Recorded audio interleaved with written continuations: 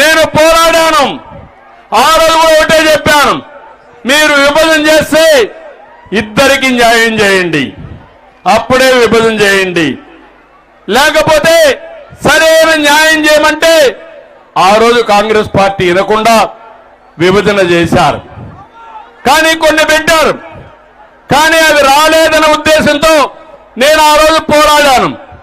నేను ఈరోజు బీజేపీతో డిఫర్ అయ్యానంటే నేను వ్యక్తిగతంగా కాదు, మనకు ఏదైతే ఆ రోజు మనకి ఇవ్వాల్సిన ప్రత్యేక హోదా ఇవ్వలేదని నేను డిఫర్ అయ్యాను తప్ప, ప్రజల కోసం తప్ప ఇంకోటి కానీ కాదని మీ అందరికీ విజ్ఞప్తి చేస్తున్నా. జగన్మోహన్ రెడ్డి ఏం చెప్పాడు? కేంద్రం మెడలు వస్తానని చెప్పాడా లేదా అని మిమ్మల్ని అడుగుతున్నా. మెడలు ఉంచాడా అని మిమ్మల్ని అడుగుతున్నా. ఒక మాటలో చెప్పాలంటే ఈ రాష్ట్రానికి ఎక్కువ అన్యాయం చేసిన వ్యక్తి ఎవరు తమ్ముళ్ళు? ఎవరు అడుగుతున్నా? విభజన కంటే కేంద్రం సహాయం చేస్తామన్నా సహాయం తీసుకోలేని వ్యక్తి మూర్ఖుడు ఈ జగన్మోహన్ రెడ్డి. ఈ 5 సంవత్సరాల్లో పూర్తిగా నష్టపోయాం. ఏ విధంగా నష్టపోయాం ఒక్కసారి మీరు చూస్తే, నేను ముఖ్యమంత్రిగా ఉన్నప్పుడు దేశంలో అభివృద్ధిలో నెంబర్ 1 రాష్ట్రం ఏదంటే ఆంధ్రప్రదేశ్ రాష్ట్రం. ఈ రికార్డులు చూస్తే మీకే అర్థమవుతుంది. గవర్నమెంట్ ఆఫ్ ఇండియాలో ఉన్నాయి. 15% అభివృద్ధి అయింది. 5 సంవత్సరాల్లో అభివృద్ధి జరిగిన ప్రాంతం ఏదంటే దానికి చిరునామా ఆంధ్రప్రదేశ్. ఇది 14-19లో జరిగింది. 19-24 జగన్మోహన్ రెడ్డి ముఖ్యమంత్రి అయ్యాడు. 10.93కు పడిపోయింది. అంటే 4% అభివృద్ధి తగ్గిపోయింది.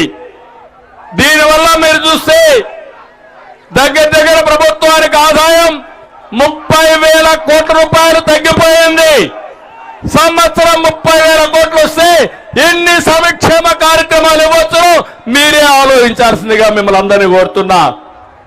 నేను ముఖ్యమంత్రిగా ఉన్నప్పుడు తెలంగాణ ఆంధ్రప్రదేశ్ 2 రాష్ట్రాలు కూడా ఆ రోజు హైదరాబాద్ నేనే అభివృద్ధి చేశాను.